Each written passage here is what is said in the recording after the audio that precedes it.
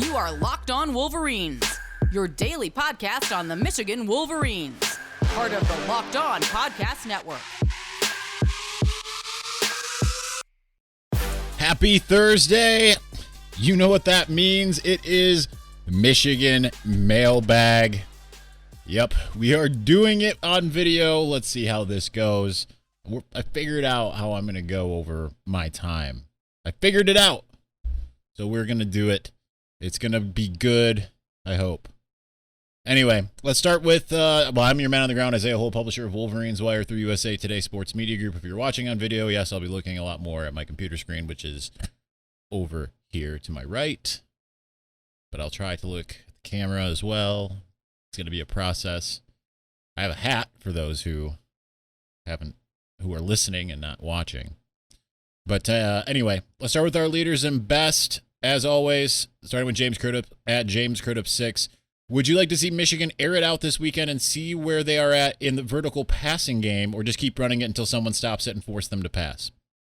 I'm not taking an all or nothing necessarily approach when it comes to this. The way that what I want to see is obviously more passing than you saw against Washington. You want to know that you have a capable quarterback, that you can do the things you need with Cade McNamara. I mean, we saw it in week one. NIU's pass defense is mediocre at best. The rush defense is super porous. So I'd like to still see them run to some degree, because I don't think you're necessarily putting a lot on tape when it comes to running the ball, right? Like when you're running the ball, you're just being physical, right? You're trying to out physical a team.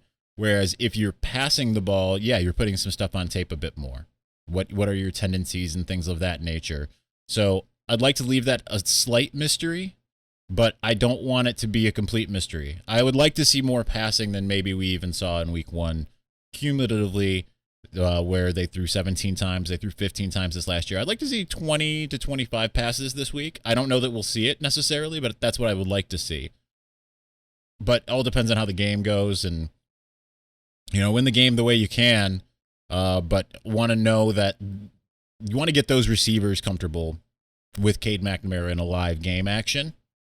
So that's where I'm thinking, Josh Barajadicki. Obviously, we're playing a different style defense, but is the lack of forcing turnovers, not on downs, concerning at all?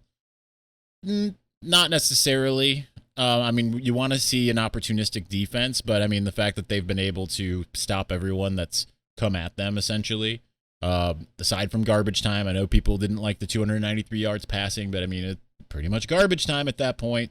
Fine, whatever. And they still didn't score.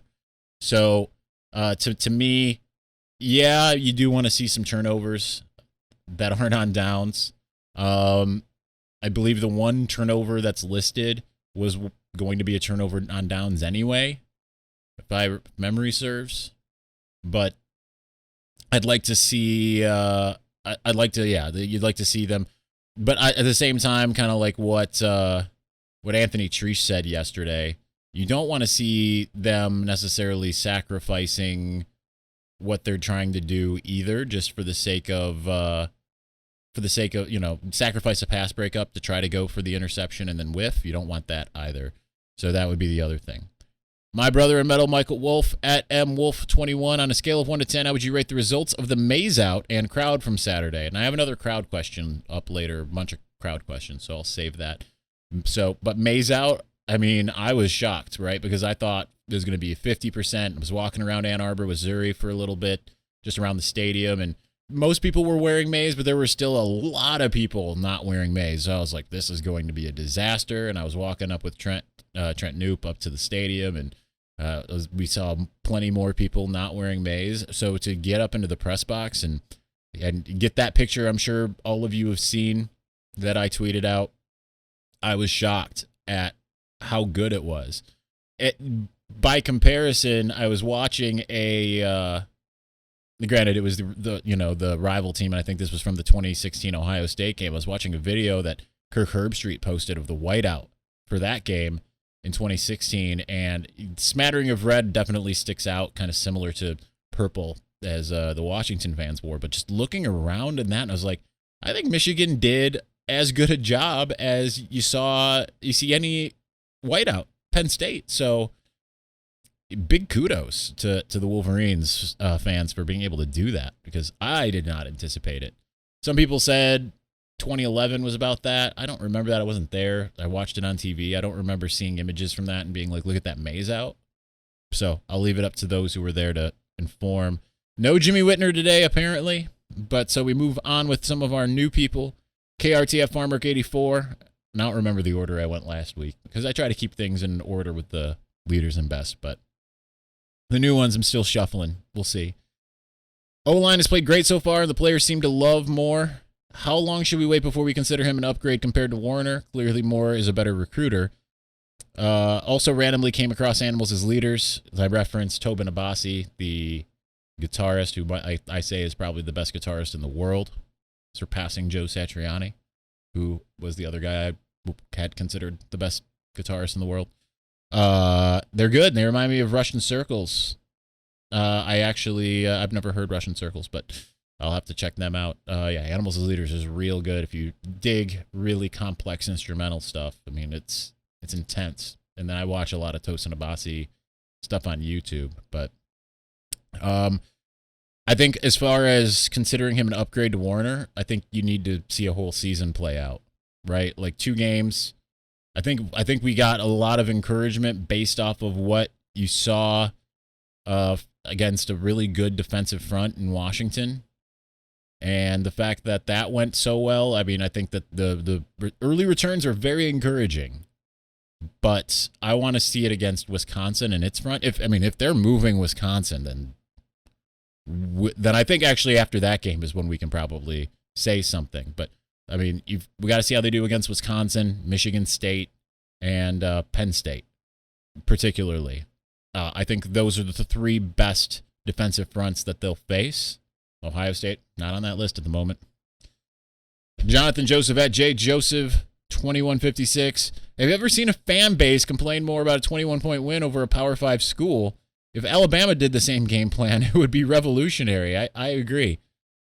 I think I said this before the game and the week before the game, and maybe it was right after. It's like Alabama, when you watch Alabama and what it does, it's there's a lot of times where they'll be 14-all with an FCS team, right?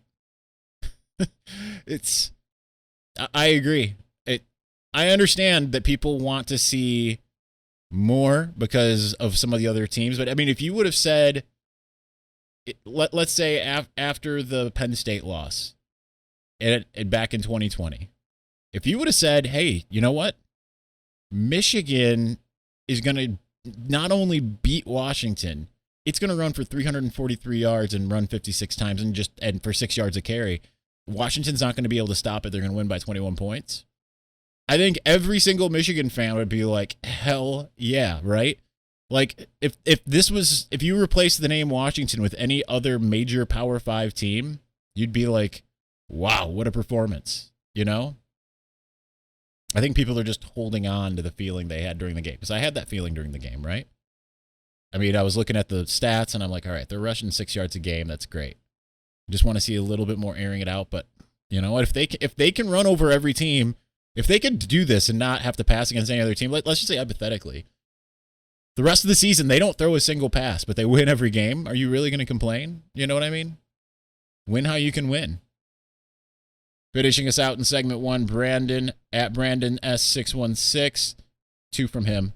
I think I've seen a clip of Gaddis calling from the box, and someone else, I'll mention you, asked about that in segment 3. Didn't he start up there but move to the field after like 2 games in this first year because it provided better energy and coaching from the offense? Any idea why the switch up?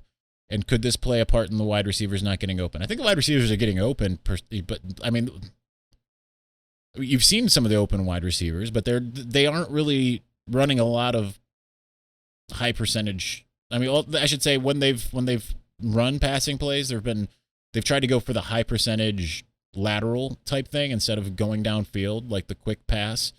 I don't know if that's by design, but there were a couple times where I was watching and I'm looking at wide. Like I think there was a play against Washington where Cade just dumped it off, not even underneath, and it was an incompletion. and I was looking downfield at a wide open Roman Wilson. But Gaddis, yes, he is back up in the box. And the reason why Jim Harbaugh said is because he felt more comfortable up there as a play caller, being able to see everything. I think that maybe different teams need different type of things, right? Like things were not going well offensively to start off with all the turnovers in particular in 2019, so we moved down. I think this is just a different team, so he feels like he can do it upstairs, and it's fine. Also, continuing, with Ohio State looking vulnerable, they'll probably still win out the season. I agree. Their schedule is not exactly super hard. If this is the year that Michigan squeaks out a win, how quickly until people discredit it because Michigan beat a bad Ohio State team? Immediately. That's how it goes. I was talking with my best friend earlier about it today. Washington beats Michigan. Washington aired in week 1, but I mean, that's still a really good team. Michigan beats Washington. Well, it wasn't a big game. It's what happens anytime Michigan plays a big game. The only exception is Wisconsin in 2016, because obviously they continue to be really good. But pretty much anytime Michigan plays a big game, regardless, it's, whatever, that team's not very good. They aren't up to snuff. Obviously Penn State as well, but people weren't looking at Penn State as a big game even at that time in 2016. So it is what it is. That's, Iowa in 2019, huge game, biggest game of the Harbaugh era. Michigan wins it. Not a big game. It comes with the territory, unfortunately. All right. RockAuto.com is a family business. They've been serving auto parts customers online for 20 years. Go to RockAuto.com to shop for auto and body parts from hundreds of manufacturers. They have everything from engine control modules and brake parts to tail lamps, motor oil, even new carpet. Whether it's for your classic or daily driver, get everything you need in a few easy clicks delivered directly to your door. The RockAuto.com catalog is unique. It's remarkably easy to navigate. Quickly see all the parts available for your vehicle. Choose the brands, the specifications, and the prices you prefer. Best of all, prices at RockAuto.com are always reliably low, and they're the same for professionals and for do-it-yourselfers. Why spend up to twice as much for the same parts? Go to RockAuto.com right now, see all the parts available for your car or truck. Right locked on in their How Did You Hear About Us box so they know that we sent you. Amazing selection, reliably low prices, all the parts your car will ever need. RockAuto.com.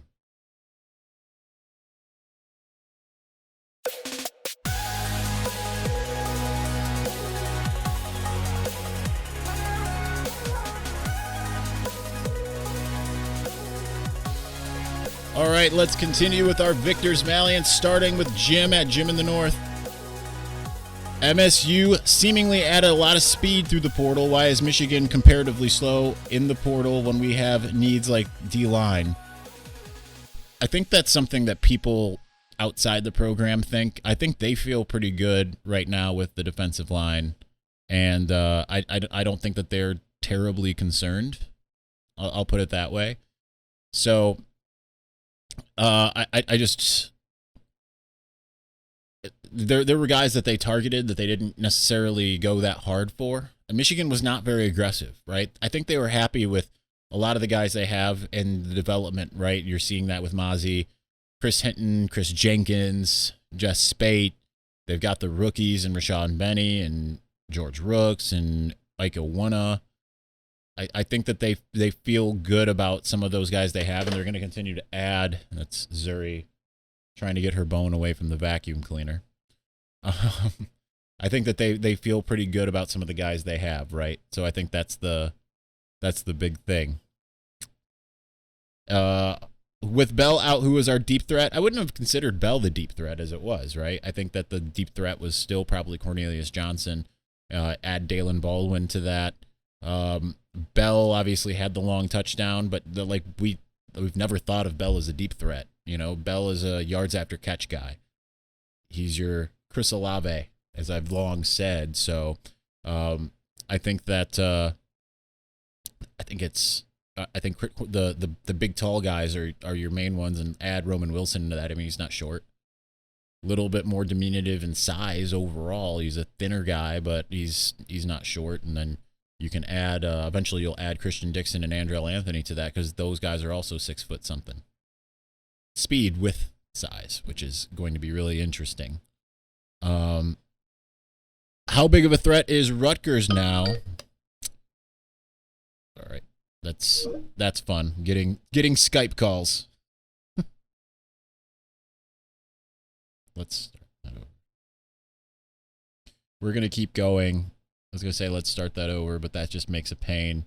Random Skype calls from junk. I get junk Skype calls because I have that up because of some of the other calls, so that's fun. All right. You see me being flustered on video, hear it on audio, however you want it. How big of a threat is Rutgers now? We'll see how it handles Delaware. I think that's going to be a tougher game than people expect, just because Delaware is a really good FCS team compared to playing like a really bad Syracuse or a really bad Temple. I mean, bad Power 5 win, bad Group of 5 win. Let's see if you get the good Group of FCS win.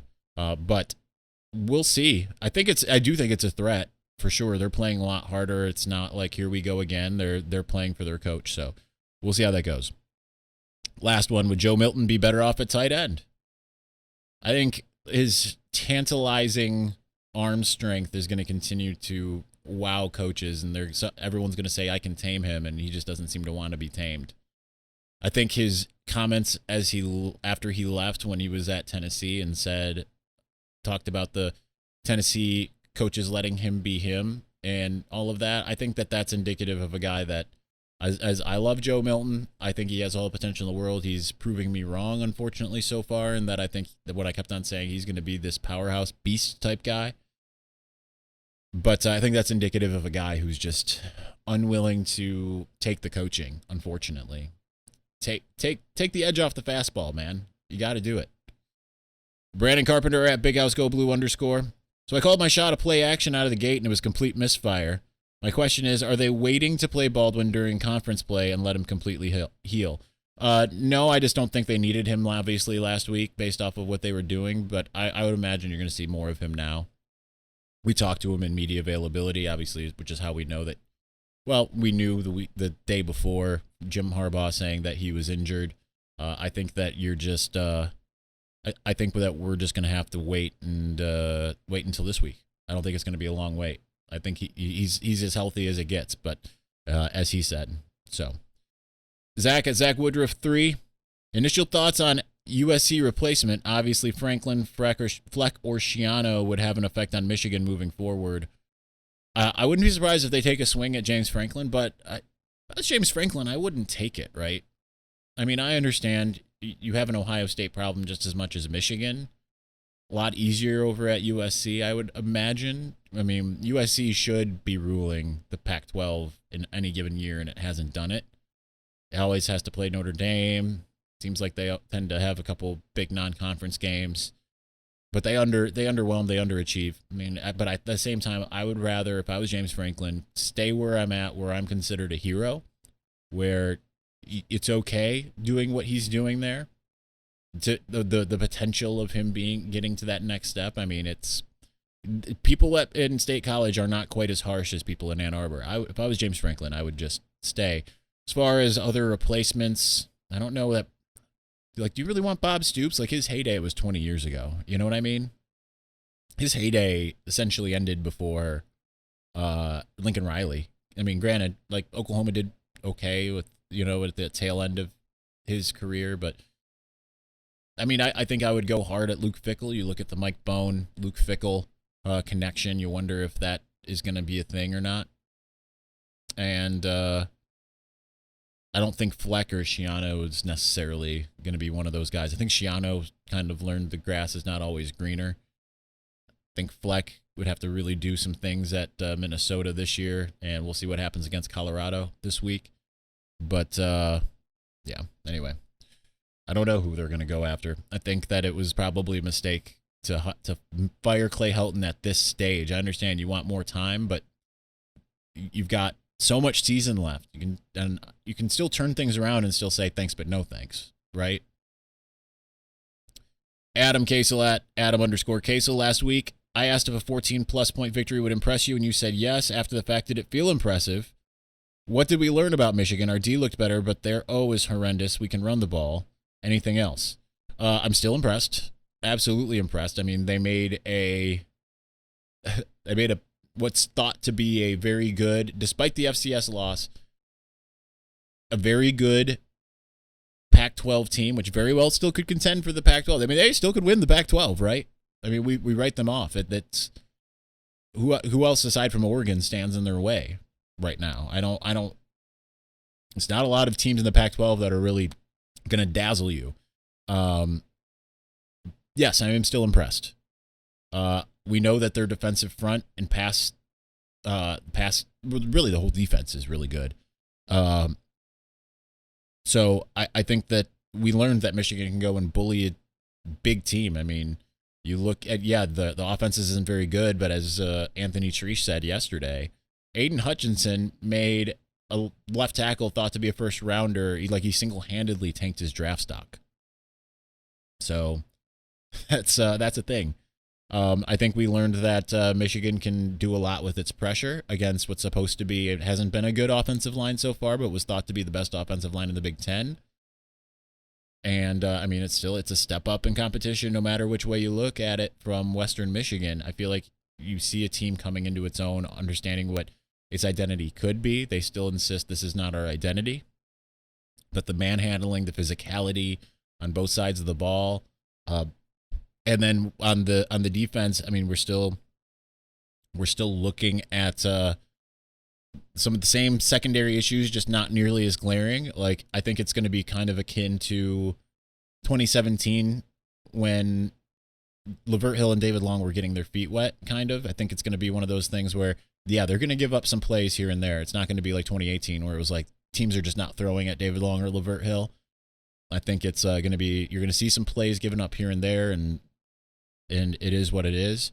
It's not going to be, I think it's going to end up being about what I said. It's like a top 30-ish defense once all is said and done, but a lot of time left. So I think we just learned mostly that Michigan's going to out-physical most teams, probably. Jacob Heminger at Heminger Jacob. Hopefully not too late. It's not. Does Michigan have 2 1,000 yard rushers this year? I think so. If it trends this way, I mean, they might have 1,000 yards rushing after this week as a team.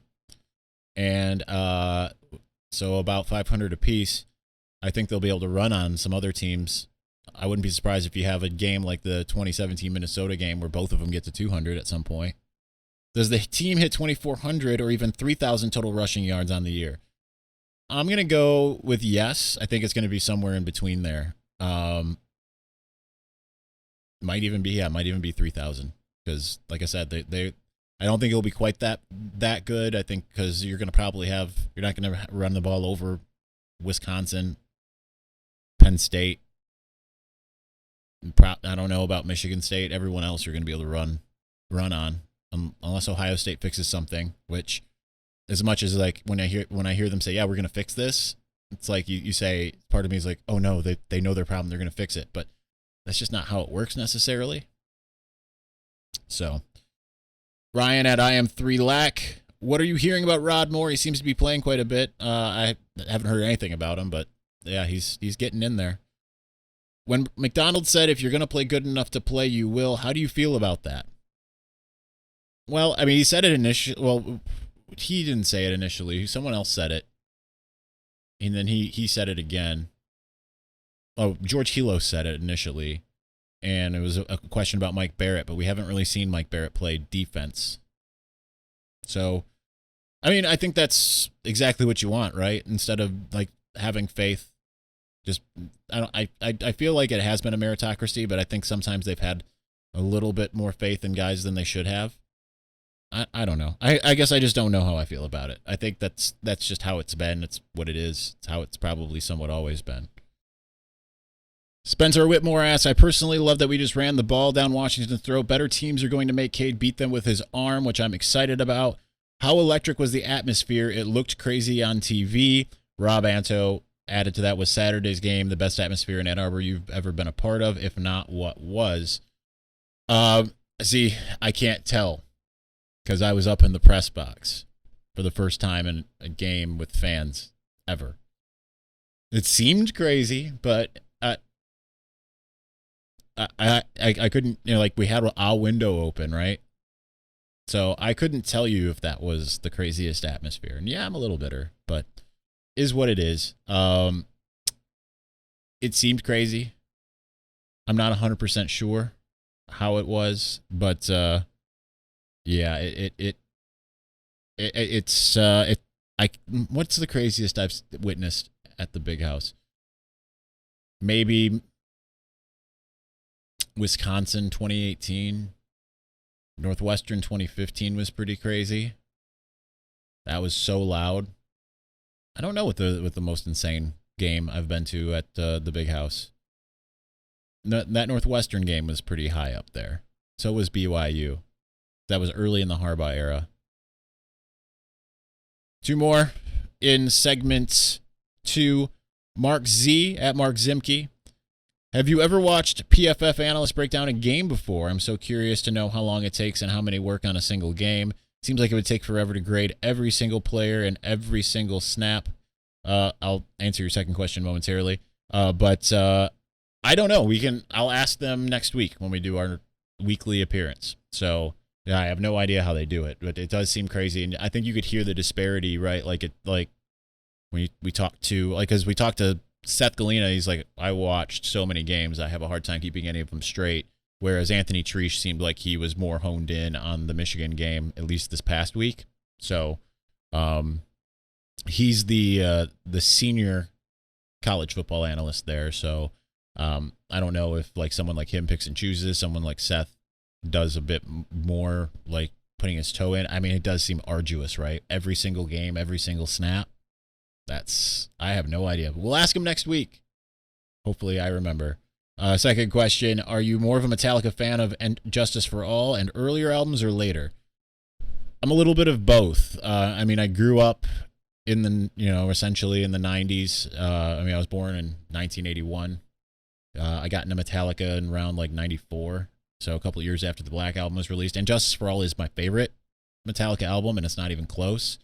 After that, probably like Master of Puppets, and then probably the Black Album, and then probably I really like Death Magnetic, and I like the newest one that's been out for like 6 years. Why can't I remember the name of it? Hardwired to Self-Destruct. Then probably Ride the Lightning. Then probably Reload, Saint Anger, Kill 'Em All, and Load. Load's easily my least favorite. I remember being so disappointed. My mom bought it for me at midnight, and I woke up early before school to listen to it on a Tuesday morning and got through the first 5 songs, which they had all played on the radio, and then you get to Hero of the Day, and it was like, what is this? This is not what I bargained for at all. Anyway, finishing us out, segment 2, Chase Glasser via Instagram. The caveat that there will come a time in the season where Michigan will need to throw the ball more than 13 times a game aside. Is there a better sign that Michigan football is back to what it has been under Harbaugh than people complaining about how we win games? Seems like there's 8-ish wins on the schedule with our current offensive strategy alone. Yeah, I think you're right. Michigan, the fact that Michigan fans aren't happy unless they're unhappy, that stratagem is back. Yeah, the fact that it was a 21-point win and wasn't even that close. People are really upset. The expectations are still sky high even after last year. Even though I told you, don't take this year as whatever you get is good as long as you're 8 wins or above. But 100% right. Okay, continuing on. Hey guys, so there are a few things in life that aren't fun to talk about. One of them is excessive sweating. When you are sweating through your shirts for no reason. It's embarrassing, right? Some of you may know that I have personally dealt with this. When I speak in public, I can't help but sweat through my shirt. Now listen, I know this isn't life or death, and there are much worse problems in the world, and let's be honest, in the moment it feels like a big deal. No one likes to put out during an important speech, interview, or God forbid, the first date. I'd much rather not worry about it, and that's why I use SweatBlock antiperspirant wipes. SweatBlock is stronger and more effective than most clinical antiperspirants. You simply apply it at night before bedtime, go to bed. The next morning you wake up, wash, and go about your day without worrying about sweat. Guaranteed. I know this will sound too good to be true, but I literally only have to use SweatBlock once or twice a week, and it keeps me dry the whole time. No more pitting out. No more picking my shirts based on which one will hide sweat better. If you or someone you love is dealing with this, you have to check out SweatBlock. Get it today for 20% off at sweatblock.com with promo code LOCKEDON or at Amazon or CVS. All right, and you know what? That time of year, it's happening. It is super happening. Football is back at every level. All teams are on the gridiron. As always, BetOnline is your number one sport for all the pro and college football action this season with a new updated site and interface, even more odds, props, and contests. BetOnline.ag continues to be the number one source for everything football. Head to the website, betonline.ag, sign up today, receive your 100% welcome bonus. That's double your initial deposit just for signing up. Don't forget to use promo code LOCKEDON. From football, basketball, boxing, right to your favorite Vegas casino games, don't wait to take advantage of all the amazing offers available for the 2021 season. BetOnline, the fastest and easiest way to bet on all your favorite sports. BetOnline, your online sportsbook experts. All right, let's finish up strong. No idea what time we are because I've had a million snafus doing the video with the audio. Left some of them in because that's what we do on this show. So you know it's an organic show. You know, it's not going to be perfect. It's never going to be perfect. Might feel a little bit more polished than it used to, but still the same show it's always been since September 2018. Hutch of the Dead at Hutch of the Dead. Saturday was a massive game for us hosting recruits. What's the word on the impact performance that performance and atmosphere made on them? And with all that and USC firing Helton is Damani Jones. I'm thinking, I was saying Domani and thought Bomani. Damani Jackson flip feeling imminent. Obviously, it's big. They got one today in Mason Graham, 3-star, who flipped from Boise State. I know that's not the caliber that most people get excited about, but nonetheless, that happened. Bevy of crystal balls out there. Kenneth Grant, the 3/4-star from Merrillville, Indiana, teammate of Drake Bowen, I believe, if I'm not mistaken. Which Drake was interested in Michigan, didn't put him in his top group, so is what it is there. Then you look at Josh Connerly, who got a crystal ball from Steve Lorenz. I wouldn't be there yet, but Steve clearly knows something more than I do, and EJ Holland put one in like a week ago as it is. But it seems like it sealed the deal, him watching his childhood favorite team getting destroyed. Amarian Walker, the Notre Dame commit, sounds like he's going to flip. Deion Walker, but EJ Holland put in a future cast for him. And then you've got, obviously, who knows with Walter Nolan? No one knows. I think Michigan's got a better shot than what people think. And then Damani Jackson, I put an article up probably after you asked that question, talking to his dad. My feeling, based off talking to his dad, if I still had a 24/7 sports crystal ball, I would flip him to Michigan. But there's a lot of things that can still change. He's still going to visit Alabama. He's you know, who knows who USC hires. Dante Williams is his guy that was right now the interim coach. If he's gone, then it's done, right? And who knows what the new staff at USC will do. But I just think that him being best friends with Will Johnson and taking in that environment and it being his dream school, which his dad reiterated to me, I think that's all going to be too hard to pass up. He's not from Southern California. It's just where he is, right? He's lived in Ohio. He's lived in Hawaii. He's lived around. So, Will Mendoza at Willie Will 9. Have we seen enough from the defense to ascertain that the D won't be a burden the offense will have to bear? This team feels a lot more balanced on both sides of the ball than I was expecting, but understand it's early. I've told you that this is what it was going to happen anyway, because we've talked ad nauseum here on the show about Don Brown's play calling and how predictable it was. Go back and rewatch that Wisconsin game last year. If you go into it thinking Wisconsin knows everything that Michigan's going to do before, pre-snap, and you know that, you're like, well, duh. That's why that game went that way.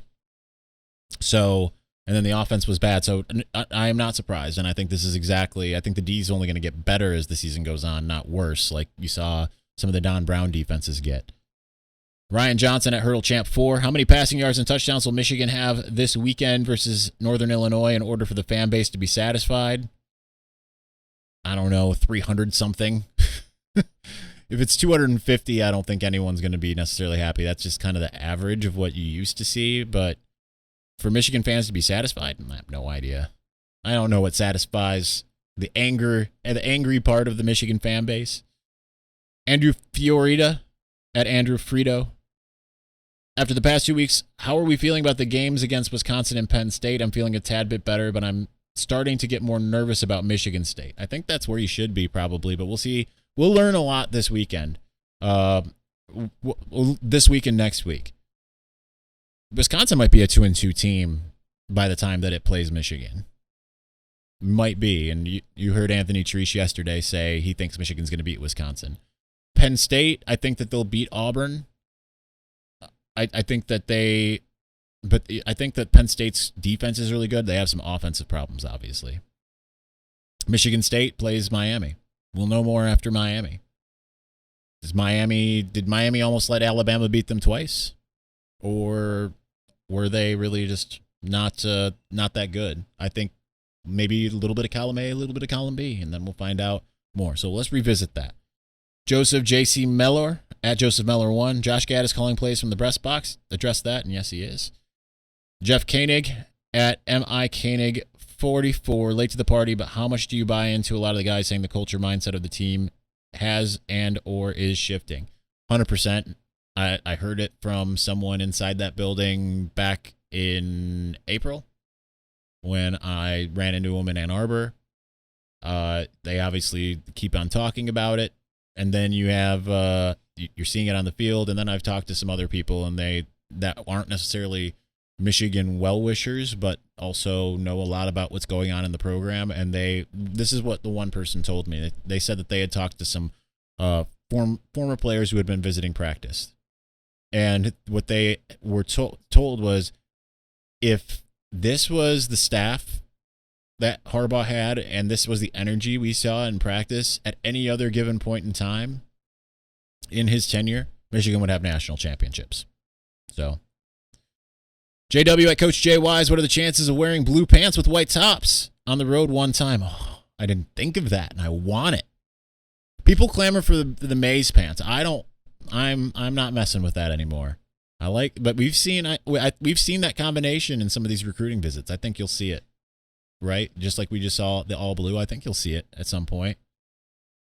Anonymous, hashtag D4L. What a dingus. I love the name. I said that before. Please tell me we'll emphasize working on the passing game this week. Haha. Just on video, you can see this. I'm shrugging. Maybe. I don't know. They seem confident that they can pass the ball. Jim Harbaugh said after the game, we have that in our arsenal. Blake Corum said it after the game, we have that in our arsenal. They seem confident they can do it. They just haven't. Maybe they're waiting to break it out. If you're watching this on video, so sorry for all the cuts. Keep on doing things like putting a dead battery in the camera and putting a card that doesn't support everything. Just support the file sizes necessary for this in here. Finishing us out, Rob Anto at Rob Anto 1, who asked a question earlier. If you could only keep one mic, Hart or McDonald, which one would it be? Also, how would you grade Gaddis' overall performance in the 2.5 years he's been at Michigan? Gaddis gets an incomplete. I know you want a grade. He's got an incomplete. Didn't have a healthy quarterback for the first half of 2019. Did in the second half, looked awesome. I'd have given him like a B. Yeah, B in year one. Gets like a D last year. Maybe a C minus, because game one looked incredible, and then we didn't see it for the rest of the year. Really was trying to run a square peg into a round hole against Michigan State and some of these other games. So far this year, I'm not going to say A plus A. So take those for what you will, but I would say an incomplete. As far as if I could only keep one mic, that's tough. I'd go McDonald because the defense needed the change.